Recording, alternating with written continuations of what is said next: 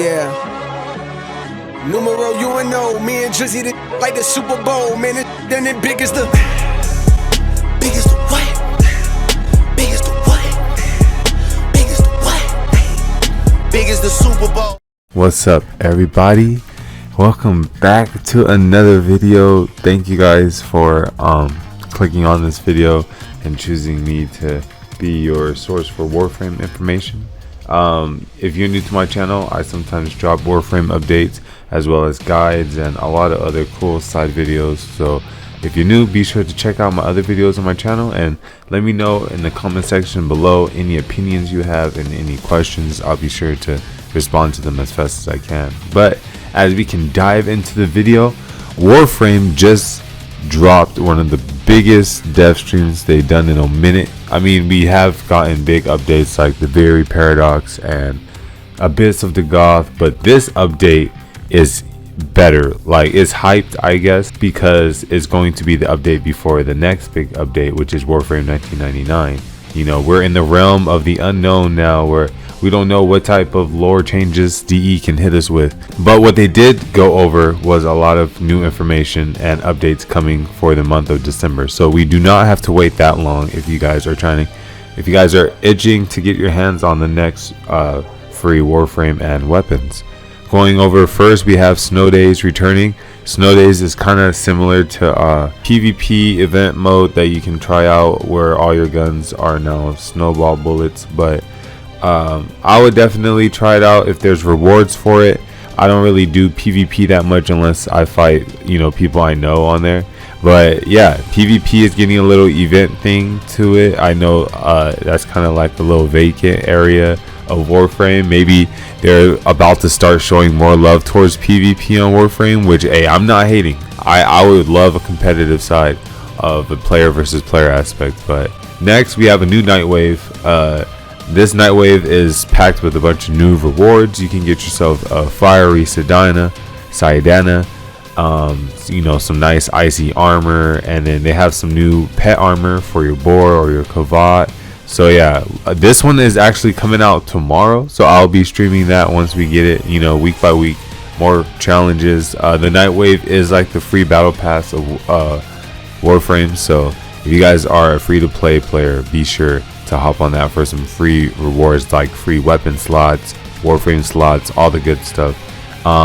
December 7th, they didn't go over the release date for Whispers in the Walls, unfortunately, but they did give us a teaser stating that they'll go over the release date of this next installment on December 7th. That is going to be during the Game Awards, so be sure you guys vote for Warframe on any category that you see Warframe is. Warframe is truly an underrated game.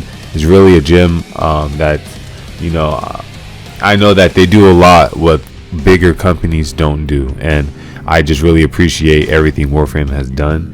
But yeah, they'll be at the Game Awards, and if you watch them, you would also claim yourself a free Sevagoth. So they would announce the release date for Whispers in the Walls, and then it is confirmed to be in December. So going over, they did do a review or a recap of their plans on, you know, skipping the story with Platinum. So they have redacted that plan, and you know, they were getting a lot of negative feedback when they first announced it, because players don't like the idea of pay to skip.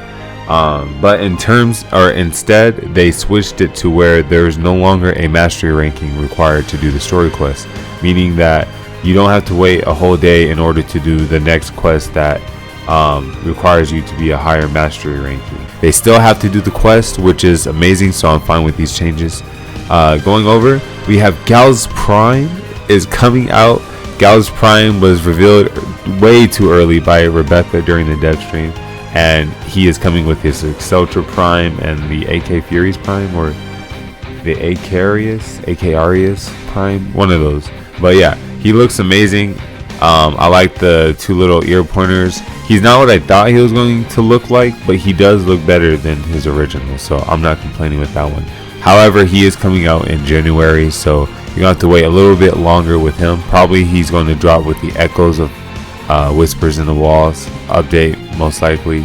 Oh yeah, just so you know, there is an Echoes update on the way. So most likely a lot of content that they didn't get to put in this update, it will be coming out in January. Then we have the new Warframe, Corvex. Now this guy kind of scares me, not because of his crazy awesome design, but his abilities did seem to kind of be lackluster. I mean, they gave us the Goth, which can summon horses, and then before the Goth we got, who did we get? We got Varuna, you know, Varuna with her crazy passives. We got Styanax with his infinite, you know, spears attack. But then we get Corvex, and he just summons 2 walls, you know, makes pillars and shoot a laser beam that we already have several other Warframes that can do the same thing. I mean, it is cool that he does do radiation, so it can be for survivability. I can definitely see players utilizing Corvex for those who want to live longer in the missions, or who seems to die a lot. Corvex would definitely be a very tanky Warframe to utilize. He does come with a cool Sayadana as well for himself. His first ability does create the pillar of radiation, which slows enemies down a little bit. Radiation is a good proc because it makes the enemies fight amongst themselves, which can increase your survivability because you're kind of doing like enemy manipulation. Your second ability summons the 2 walls that you smash together. The third ability, I believe you give status resistance amongst your teammates, and then your fourth ability summons the laser that also probably procs radiation as well. There is a new art gun that's coming with Corvex, which gives you overshields once you take out the weapon, so that's a nice little passive for him. A new melee feature is coming into Warframe called Tennokai. This feature is going to be a mod that you place in your Warframe, where when you're using your melee weapon, glaive included, a symbol would pop up on the screen, and then you just hit the symbol and you would get like a free heavy melee attack. So it's kind of like a nice innovative, or I would say immersive melee feature that you can now do with Tennokai to get some extra damage in there.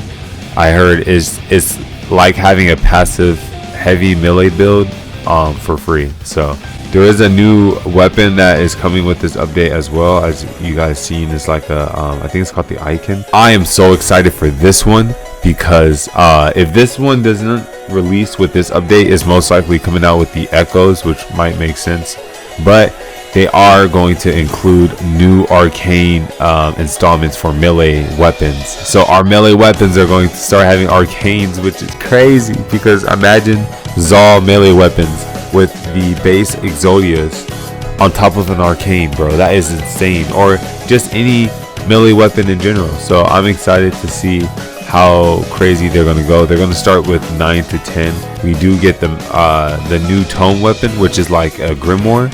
So this is going to be a secondary weapon. Mods I feel like are going to come out for this weapon, as well as stance mods. So I'm excited to test out these and see what type of builds players are going to build. There will be a new syndicate that is coming with this update, meaning that there's going to be like a hub and, you know, several characters that you can talk to and where you can trade resources and get to know a little bit more of the lore. Since it's going to be in a lab, I feel like some of the dialogue might come from the Railroid.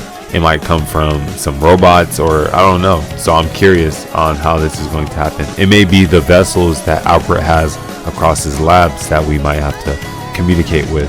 But yeah, going back, we are getting 2 new game modes. We're getting one where if you destroy certain enemies, they drop these elemental currencies or orbs. You can either use them to fight against the enemies, or you can use them to take back and, I guess, mix and match the elements that you collected to create more elements.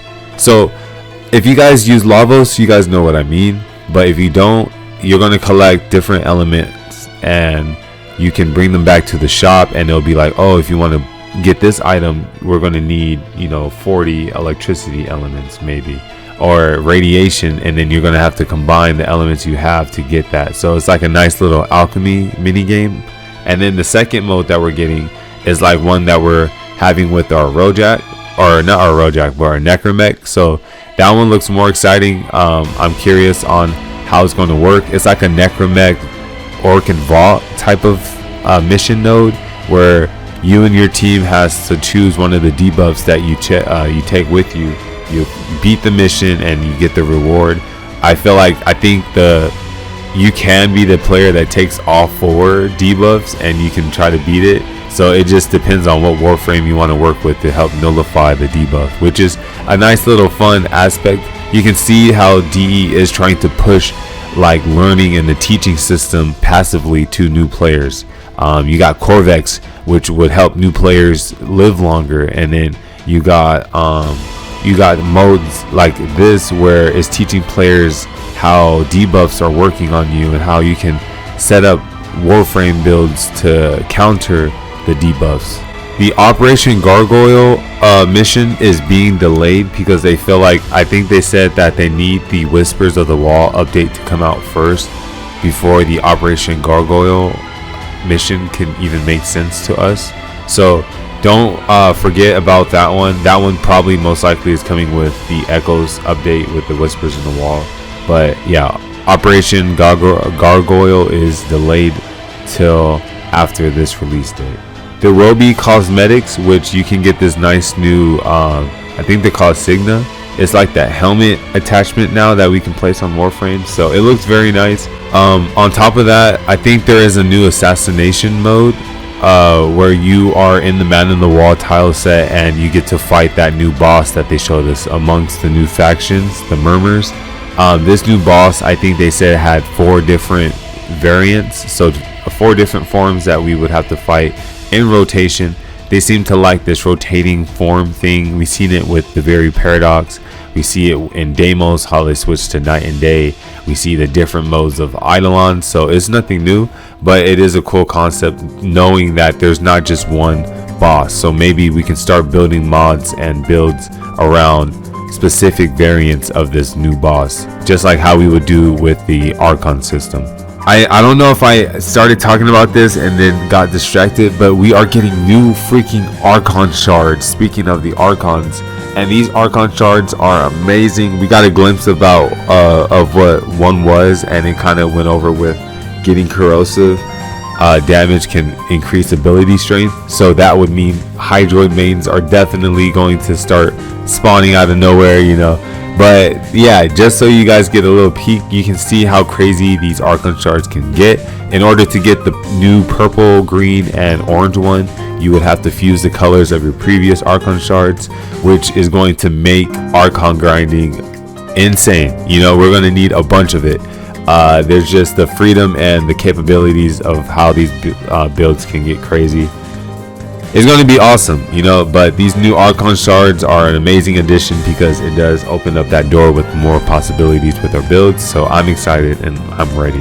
Let me know what you guys think about these new Archon Shards, and maybe brainstorm on some new crystals that they can add in the future. Like maybe they add a white crystal that, you know, increases critical chance or increases ability range, or maybe does like its stat proc focus, like maybe increases slash damage.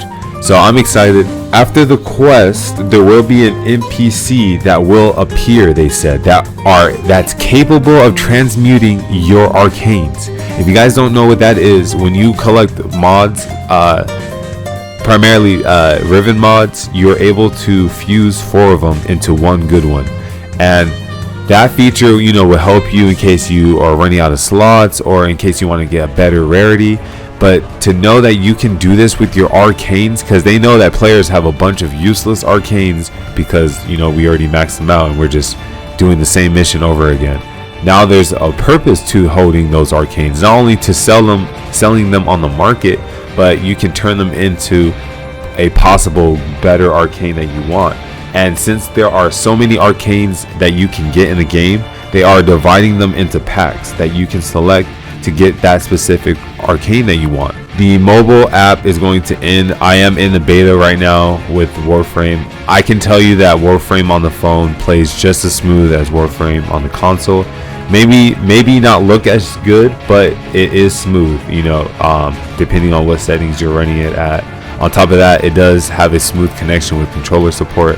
So I can assure you guys, once cross save is fully out with this update. Speaking of cross save, we are getting cross save with this update. So if friends on different platforms, now you can trade with them. If you had older accounts, you can trade with those older accounts. There is account merging, meaning that if you had accounts with a bunch of stuff, you can just merge all your items onto the main account that you play on. There is a filter of certain items that you can't transfer over just due to specific exclusive content and stuff. So make sure you guys are aware of that. But our dreams are finally coming true with this update. So yeah, the question you guys have been waiting for, cross save is fully here this month. The date specifically will be given on December 7th though. Yeah. And then they ended the dev stream with some Soulframe information and showed us an update on their gameplay, and also told us that an alpha is in the works and they will be sending out invitations to players that registered for this game. I did register quite early, so I'm hoping to get one of these invitations, so I'll let you guys know any updates on that. But Soulframe is looking like a very nice game, and I can't wait to see how far they go with it. But like always, this was basically the first big half of the free update we are getting in December. Warframe's Whispers in the Walls update is looking like a crazy update, and I can't wait to play it with you guys. Let me know your guys' opinions and comments down below, and I'll see you guys on the next live stream or video. You guys keep up the grind, and like always, be safe, and I'll see you guys next time.